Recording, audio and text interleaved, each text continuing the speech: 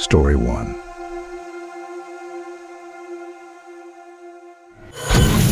I want to tell a story about a girl and her doll.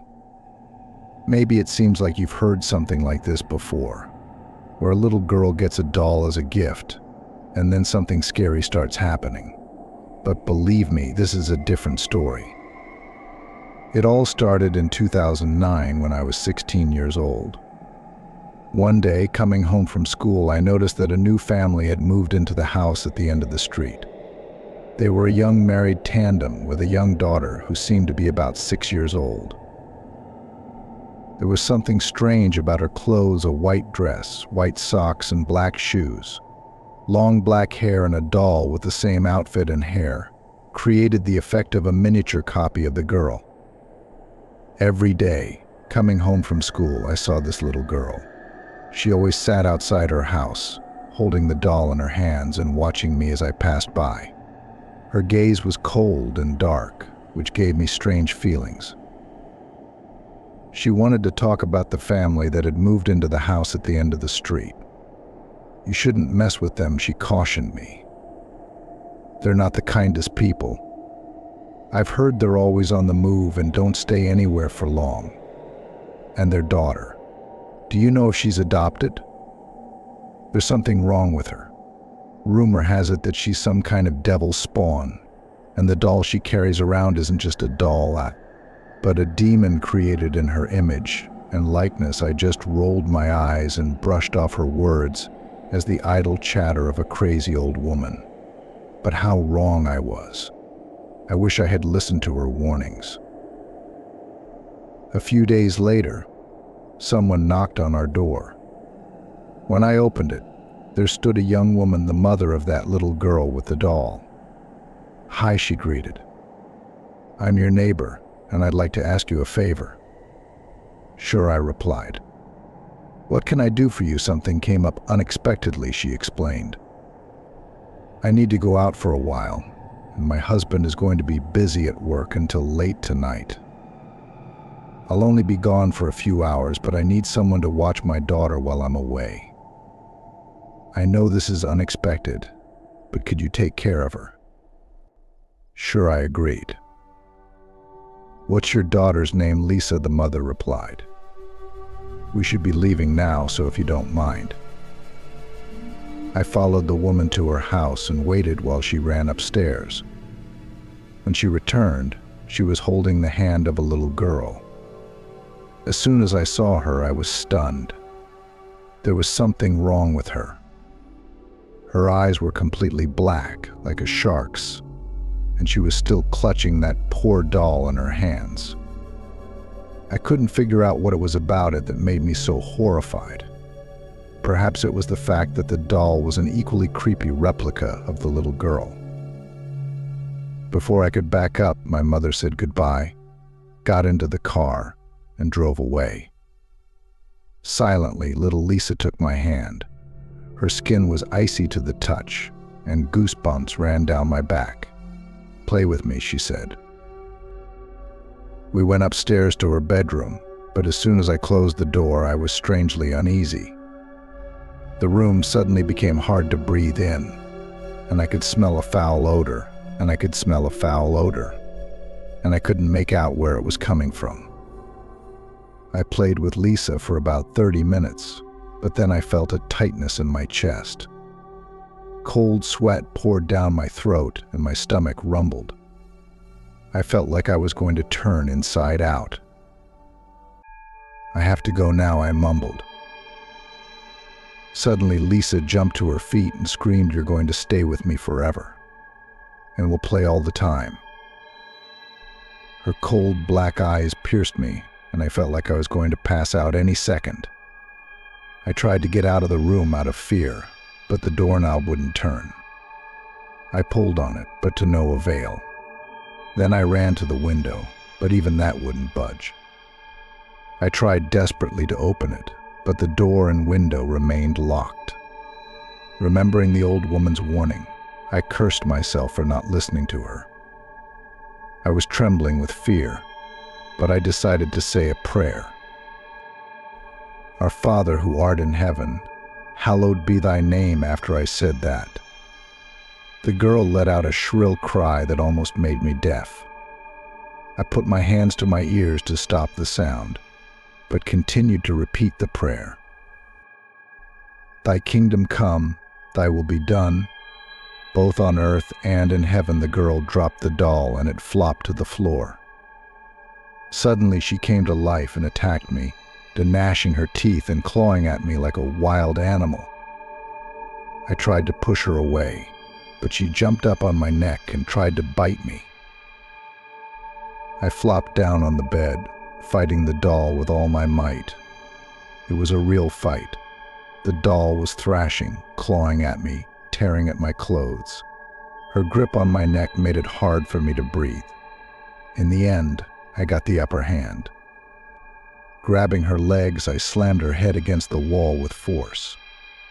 The impact was so hard that it left an imprint in the wall. The doll snapped in half, black smoke billowing from it. "Give us today our daily bread and forgive us our debts as we forgive our debtors." The doll lay on the floor, shaking and wriggling like a dying fish. The crack in the doll's head grew wider and wider, and thicker smoke rose from it. "And do not expose us to temptation, but deliver us from evil." Amen. After I finished praying, Lisa lay unconscious in the middle of the room, and the doll had turned into a steaming pile of melted plastic, sizzling and bubbling on the carpet. At that time, Lisa's mother returned. She ran up the stairs and burst into the room, demanding an explanation. I tried to explain, but the words stuck in my throat. In the end, I just collapsed to the floor. When Lisa came to, she said she didn't remember anything. I looked up at her. The black eyes were gone, and now they were bright blue. 3 years later, when Lisa was only 9 years old, she died suddenly. After drinking an entire bottle of bleach, she was corroded from the inside out, gone in terrible agony, screaming and crying in agony as her organs slowly deteriorated and dissolved. Doctors considered it an accident, but everyone suspected she had committed suicide. Her parents were desperate. No one could explain why such a young girl would take such a step. A week after the funeral, her parents left the house. There were too many bad memories in it. As they were going through Lisa's bedroom, packing up her things, they noticed something taped to the back of the mirror. It was a picture of Lisa and her doll. On the back was written in childish handwriting, "She has returned to us. For those who answer our call will be damned forever."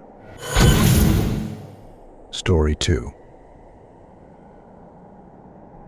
After my wedding, my wife and I decided to honeymoon in Ireland.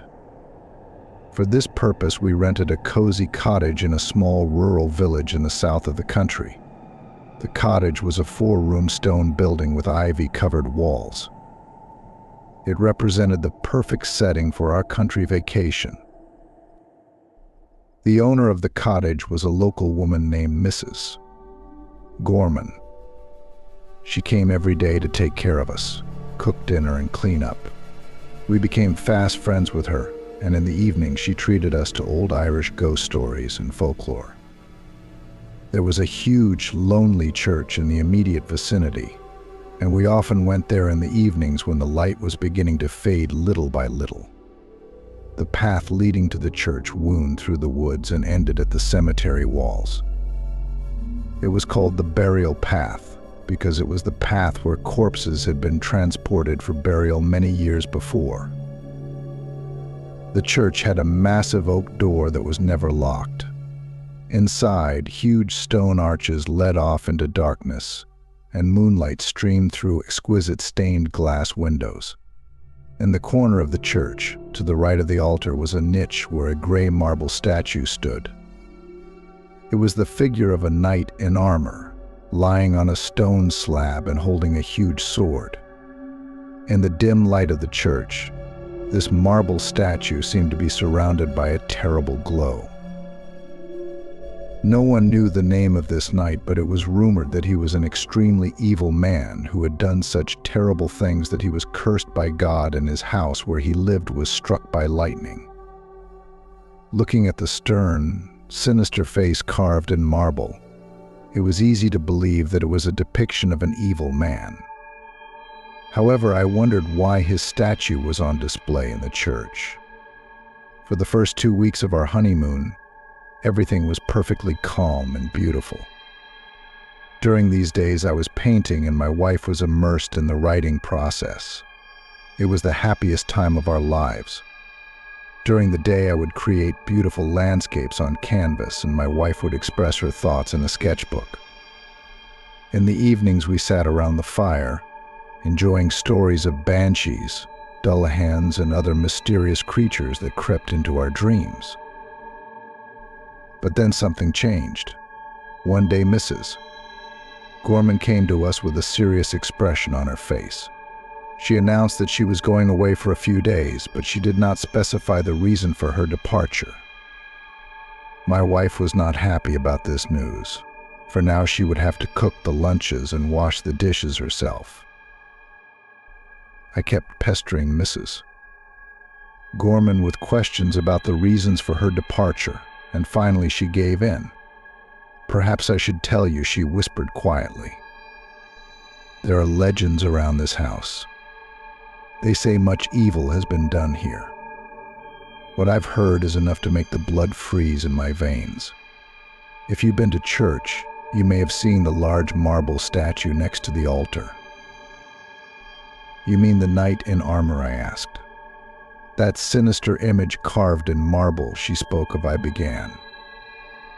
"The story goes that on Halloween night that creature sits on its pedestal as if it has risen from the dead, and when the church bell rings 11 times, it steps out into the darkness, stomping across the graves and all along the alleys of the tombs." "You don't really believe that, do you?" I asked. Naturally, she interrupted. "Because I know people who saw his footprints on the trail the next morning." "And where is he headed?" I asked. "What do you think?" she snorted.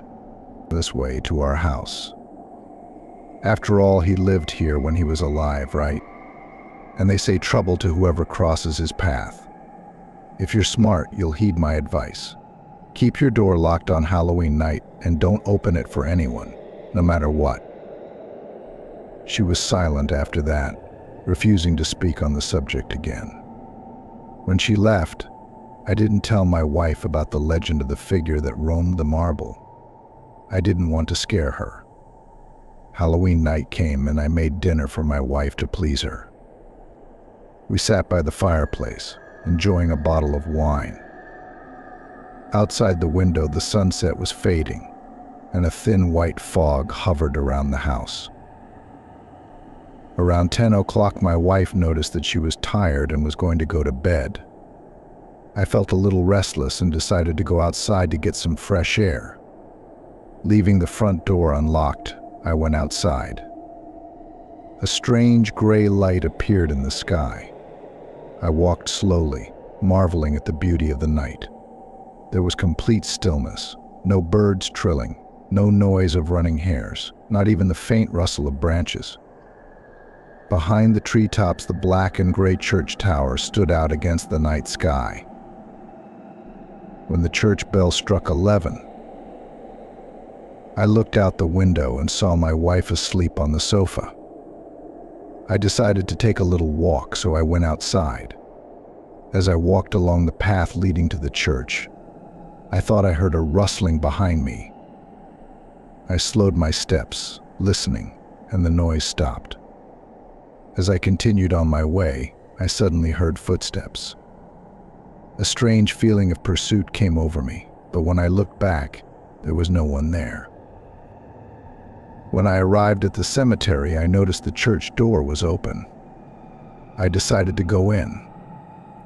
As I walked down the hallway, I suddenly felt a chill, remembering that this was the night when, according to legend, the marble statue came to life. Under the pale light of the moon, I noticed something that made me freeze. My heart sank into my heels and a shiver gripped my body. The marble statue was gone. The slab where it had stood was empty. Am I going to go crazy? Could this be some kind of evil joke? But then a horror swept over me. A terror that made me feel nauseous, completely consuming me.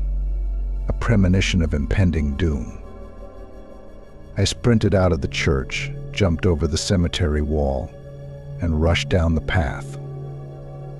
As I ran, a dark figure emerged from the shadows, seemingly blocking my path. "Who are you?" I shouted. A figure stepped out into the moonlight, and I saw that it was the local priest. "What happened?" he asked. "The marble statues disappeared from the church," I exclaimed. He only hummed and replied, "I think you're too caught up in your grandmother's fairy tales, I'm telling you. I saw it with my own eyes," I stated. "They disappeared." "Well, come with me and see," the priest replied. We headed back down the path, climbed over the cemetery wall, and returned to the church. The place was quiet and peaceful, like a tomb. There was a smell of dampness and fresh earth in the air. Together we walked down the aisle, and I pressed the lid to my eyes, knowing that the statue would no longer be there. "Here they are," the priest said cheerfully. I opened my eyes. He was right. In front of me lay a huge marble figure on its pedestal. I took a deep breath. "Perhaps it was just a reflection of light," I suggested. The priest ducked down and looked closely at the statue. "You see," he said, "the arm is broken, and so it was." When I got home in the evening, the cottage was dark. My wife was nowhere in sight. Turning on the light, I noticed her legs protruding from behind the sofa. She was lying in a pool of blood. I fell to my knees and cried. She had been murdered. Her head was crushed, her brains leaking out onto the floor. I grabbed her hand and noticed that something hard was clenched tightly between her cold, dead fingers. I unclenched her fist to see what she was holding. It was a gray marble finger. Story 3. When I was in high school, my best friend Jessica loved scary stories, ghosts, and urban legends. She seemed to know all the creepiest stories she could find, and claimed to have read about all of them on the scary website she constantly visited. Back in the day, we all loved to listen to the various spooky stories and urban legends she told us. Thanks to her, all my friends learned about the woman with the slit mouth, Kashima Reiko, and other weird Japanese legends. Some of them really creeped me out. One day, Jessica invited me and our friends Margaret and Sophie to spend the night at her house. In the evening, right after school, we all followed Jessica home and went up to her bedroom. She started talking about a new Japanese legend she had read and suggested that we make a Japanese version of the Kokuri-san board with her. I declined, saying I didn't want to get into the occult, but she assured me that it was just a game she'd seen on the scary site, and that it didn't involve summoning demons. "However, let's use a silver coin for precaution," Sophie suggested. "Okay, but why?" Jessica asked. "I've heard that playing on the Ouija board with a silver coin keeps you safe from possession," she replied. Luckily, Jessica's mother had a coin collection, so she pulled one of the silver coins out of its case and brought it into the bedroom. We sat in a circle on her bedroom floor while Jessica drew letters and numbers on the board. When she was done, she put a coin in the middle of the board, on top of the strange wavy red shape she had drawn. And we started playing Kokuri-san. Each of us touched a finger to the silver coin, and Jessica shrieked, "Kokuri-san, Kokuri-san, please come and play with us." The rest of us had never experienced this kind of game before, so we really didn't know what to do. When the coin suddenly started moving, we were all amazed. Soon we got involved and started asking the spirit as many questions as we could think of. Which one of us likes Jared more, me or Jessica? I asked excitedly. Coin moved quickly across the board and wrote my name. I suspected as much. I exclaimed with joy, but Jessica remained unsatisfied. We all smiled dully at each other as if we had just found a new playmate. But as we asked the spirit more and more questions, I noticed something unusual. Every time we asked the spirit something, instead of a simple yes or no, it always answered okay. This made it tricky to figure out what the spirit really meant. As we continued the game, it got dark outside and we finally ran out of questions. We decided to call it a day and head home. Jessica insisted that it was important to finish the game properly, or else trouble could happen. Kokuri-san, Kokuri-san, Kokuri-san, please go back to the other world, she shouted. The coin fell on the letter O, then on the letter K. It's not, Jessica said in an agitated voice. It should be yes. Ask him again, I suggested. Kokuri-san, Kokuri-san, please go back to the other world, Jessica demanded. Again, the spirit replied, okay. He was supposed to go to DA and then stop at the red gate of the Torii, Jessica whispered. But he didn't. We all tried to convince the spirit to return to the other world, but it was no use. He just kept saying, okay. Did you come home? Jessica asked. Okay. Did you really come home? She insisted. Okay. Please leave, she shouted. Okay. No matter what we said, he did not back down. The movement between the two letters gradually accelerated, and finally the silver coin darted between them with astonishing speed. All we had to do was keep our fingers on the coin.